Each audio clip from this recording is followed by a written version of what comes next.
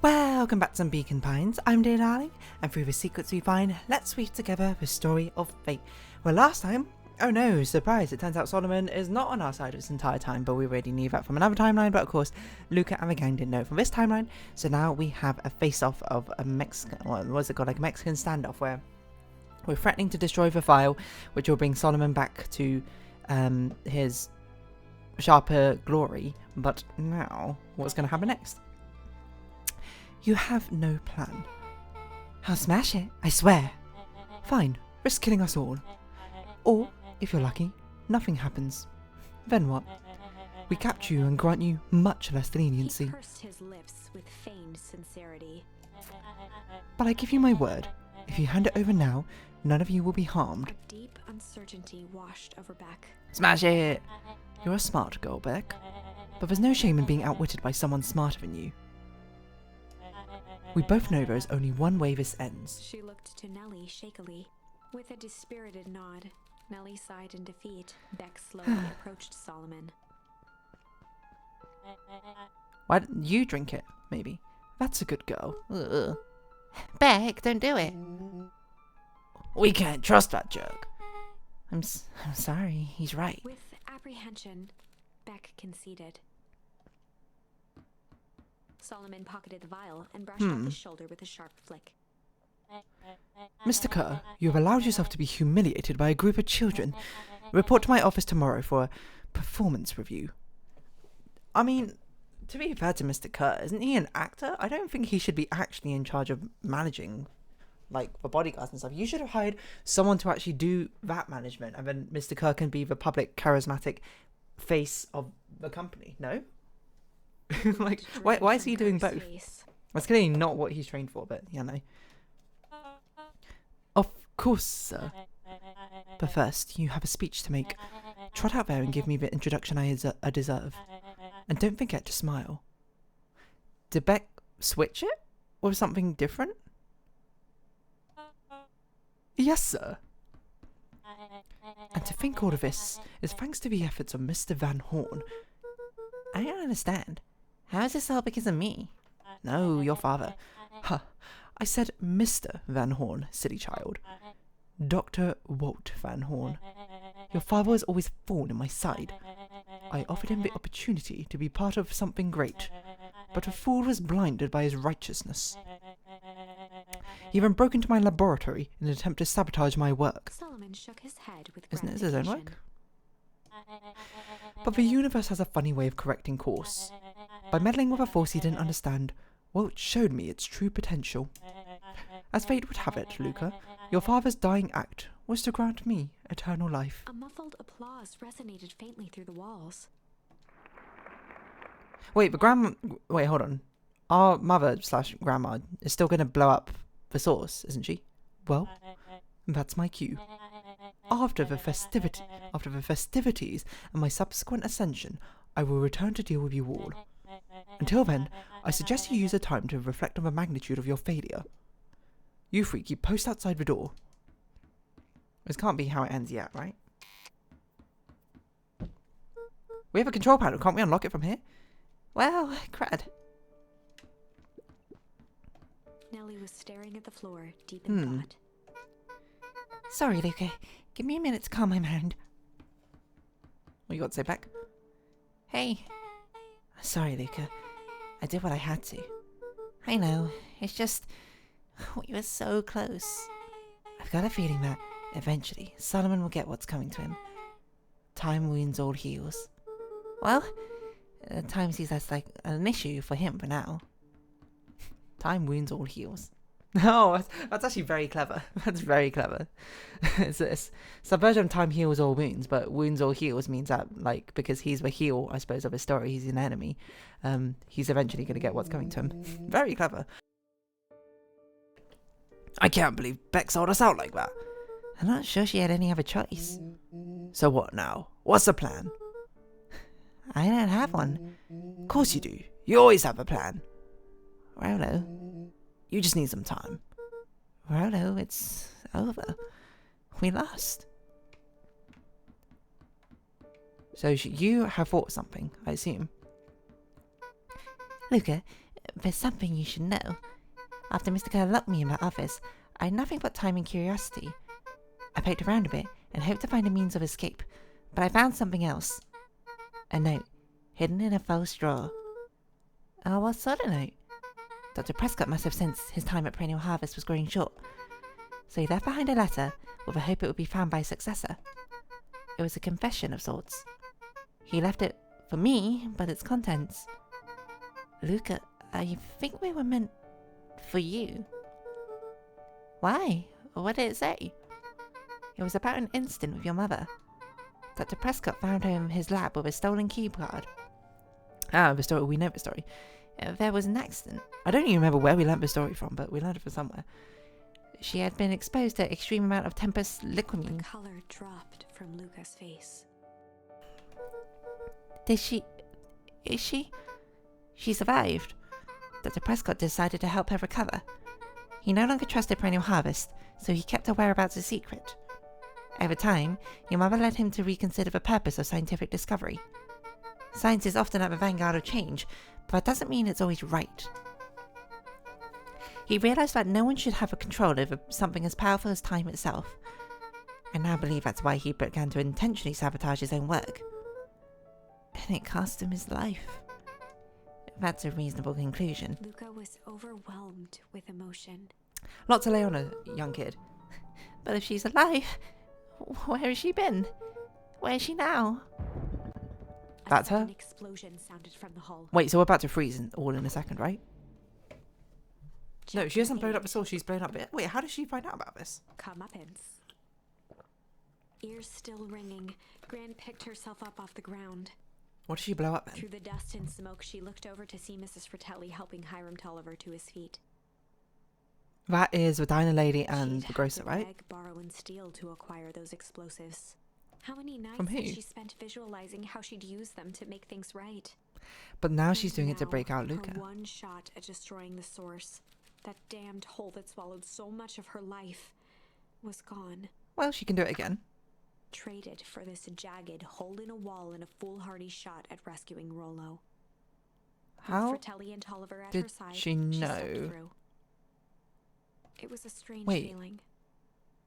The last time she'd wait, hold this on. maze of hallways, it was in a different body.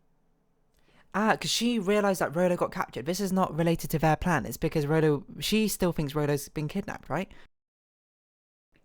They quickly rounded a corner to find a group of clipboards guarding a door. Something worth guarding is probably something worth seeing. She leapt forward, brandishing her cane. If her You got much last combat chance at vengeance for things capabilities? lost was truly gone, she would just have to fight to keep what she still had.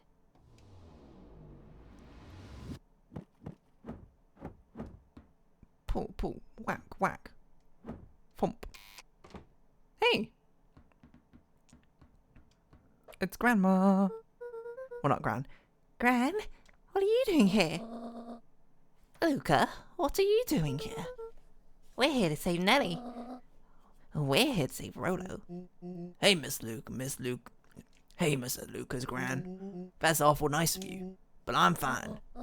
Oh no, what did they... Gran, there's no time to explain. We have to go now.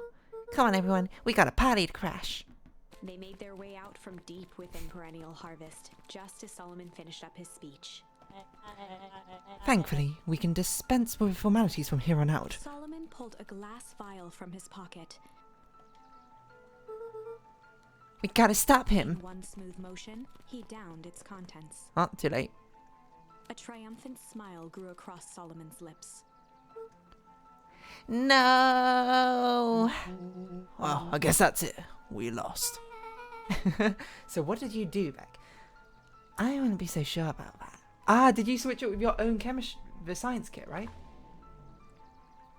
With You a must have. mischievous look, Beck elbowed Luka. Remember when I had the vial behind my back? You switched it. A manatee tweet is one potion with little junk, change, malice. Okay, what would I have wanted Beck to do in this scenario? I would have probably junk, so then nothing would happen.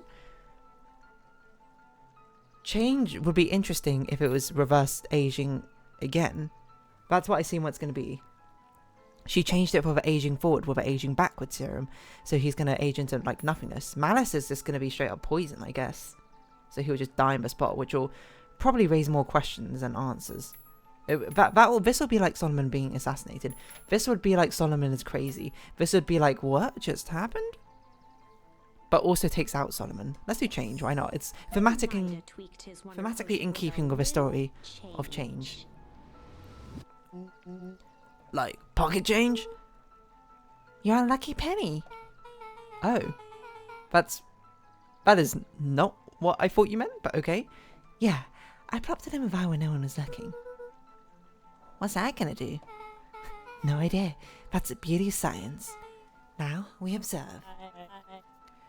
You can all call me Sharper Valentine. His body and face began to contort and expand. Wait, okay, so this was the aging forward thing, so it would have aged forward the penny, which would have made it like melt or something. I imagine it's not going to work, but it aged backwards.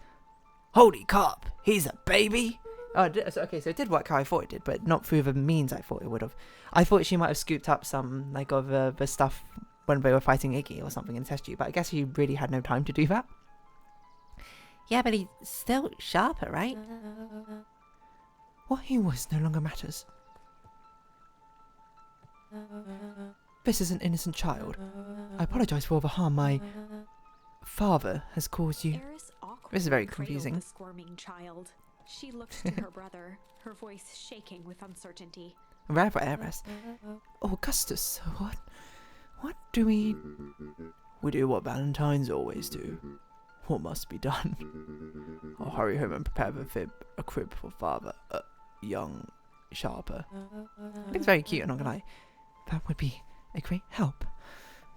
Thank you. She looked back down at the infant with equal parts kindness and terror in her eyes. This is so strange. I cannot imagine how weird this is for Heiress right now. With a shake of her head, Heiress addressed the crowd with a stern scowl. Okay, everyone, the show is over. You may leave now. Weird. Epilogue. Beacon Pine's Good ending? coldest summer on record came and went without much fanfare. Folks shared what they had, and none were left. Well, the source still wanting. exists though. The new school year was ushered in by the falling leaves of. And also, Rolo is still. Oh no, I guess I can de-age Rolo again because they know about the de-aging stuff, right? After everything Luka, Rolo, and Beck had been through, middle school was bearable. The chill of winter didn't seem to bother people much. They kindled a hope for a better future in their hearts. It almost seems a little anticlimactic how this happened. Farmers planted their crops with a sense of joy and optimism. It seems too good to be true. And as the dawn of the first day of summer came again, its light slowly spread through the shallow valley. It crept over And I guess the Sharp is town still here square, is a problem. across the river, past When he ages the up again, I neglected guess he's just going to get his welcome revenge, right? and came to rest on a young boy sleeping at dawn, his mind at peace, knowing he is here for a reason. Are they going to de-age the grandma? Well, our mother, grandma, as well? Interesting. So I guess we picked correctly? I mean, it is almost thematically in keeping with the themes of change, I suppose. Seems silly not to click change at that point. Rolo, are you up yet? Roger that. It's a beautiful day at Mission Control. You gotta swing by? Be there in a minute. We're checking with Rolo. We're not gonna take a walkie-talkie apparently. That's outrageous. Why would we do that? Over time, Eleanor began moving Walt's old things out of the closet and into storage. Is that what this is? Eleanor had moved back into her bedroom, and now that she wasn't sneaking out late, she even slept there most nights. Crazy.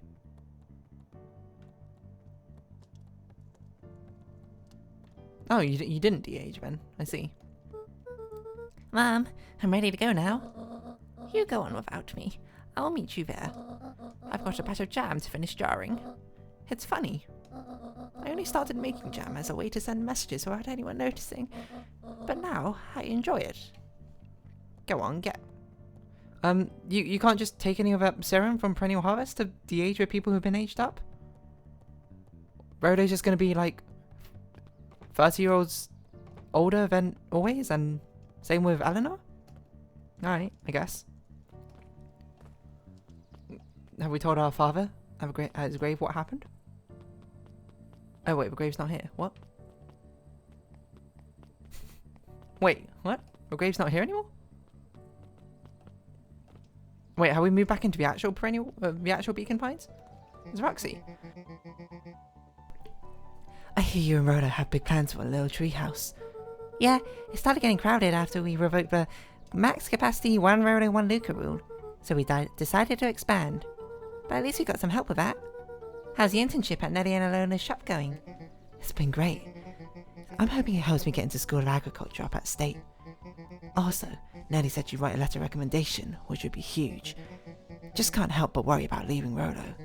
He's grown up so fast, but he's still my little brother. Yeah, he had a heck of a growth spurt. I don't just mean grown, literally. This morning he was up and finished his chores before I even had breakfast. Well, some of that might be his excitement about the treehouse renovations. Don't tell him this, because it'll go to his head. But I'm really proud of that little punk. I'm sure he feels the same way, but he's just too dang proud to tell you. I know. Cute. I guess we're going to talk to like every single character we know then, huh? Hey Gus, how's the tree planting going? Oh, he's so happy. Couldn't be better. My single voice. Couldn't be better. I'm so grateful to Alona and Nelly for letting me help. I just wasn't built to be a mayor. Wait, who's a mayor now? Heiress? Too much bureaucracy. Gus, we finished cleaning up the sidewalks. What's next? When perennial harvest collapsed, most of the clipboards skipped town. But some stuck around and dedicated themselves to making things right. That's nice. Are they all clones? We still don't really know the story behind them. Anyone with a knack of art can help paint the new officers. You can count on us. Well, it looks like you really found your calling. I've never really felt comfortable telling people what to do. Now, this right here. Digging holes? This is something I can be proud of. Cute. Slow and dirty harvest. Yeah, chill. Okay. You got anything to say, grumpy guts? How's it napping this morning? Most underrated part of a good nap is the view. And the view's getting greener every day. Nice. Hello. I forgot your name. I know you're alone. Nelly, that's it. I see you decided on a name. Yeah. We had to clear out all the old stuff before putting on the final touch. Slow and Dirty Harvest is now official. I like it. It was actually Nelly's idea. There's still a lot of work to do as the name serves as a reminder. Just because progress is important doesn't mean change should happen fast. In fact, I've learned that the more you care about something, the more important it is to take things slow. Our motto is go slow and fix things. Amen to that. Funky bassline. Okay, can't go there, makes sense. Hi, better than that dilly daddy. Gotta get to the treehouse. I don't know if this will fit in the next 20 minutes, but we'll see. I am going to check out the other endings as well, just to see what's going on if we feed other stuff. Luka, get this. I managed to reel in an actual fish this morning. Seriously? Yeah, and an honest to goodness, flip-flopping, swim-swamming fish. I don't think I've ever caught an actual fish here. Been at least 7 years since I caught one. I'd say it's a good omen. What do you do with a fish? Oh, I released it back to the pond. I'm hoping to catch it again tomorrow. Nature is healing. Whoa! Hey, Iggy. Hello, higher. Yup. That seems dangerous. A little lower. Yup. Little higher. Yup. I'm telling you, the angle isn't the issue. We need more power to the radio. Hey. Luka, there you are. What's that? Would you tell him it's not the angle? Hey, I'm not in charge of the antenna redesign. Fine, Iggy, just don't do anything drastic until we get back. Who, me? Tish, you're in charge while I'm gone. Yup. That seems incredibly dangerous. They'll be fine, right? They'll be fine. If we really want if we really want mission control to turn into something bigger and better, we have to loosen our grip a bit. You're right. Lead away. Checking we're back. Anything up here which is cool? Looks basically the same. What was that? I could interact with something, but I don't know what it was.